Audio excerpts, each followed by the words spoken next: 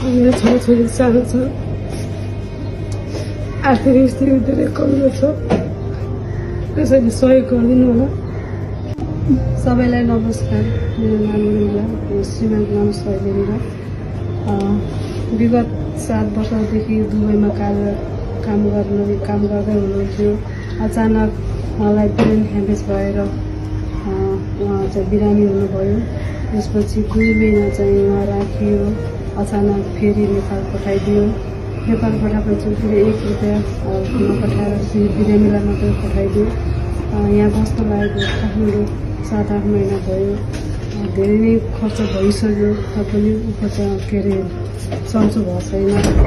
अनि मेरो चाहिँ अहिले आर्थिक स्थिति एकदमै कमजोर र नाजुक छ। मैले उहाँलाई उपचार कसरी गर्ने, डक्टरले भन्नुभएको छ 2-2.5 वर्षभन्दा बेसी हुन्छ भन्नुभएको छ। त्यति खर्च मसँग छैन। मैले के उपचार गरेँ? मेरो कमाउने कोही हुनुहुन्न, मेरो श्रीमान मात्रै हुनुहुन्थ्यो। श्रीमानी मेरो छोराछोरी सानो छ,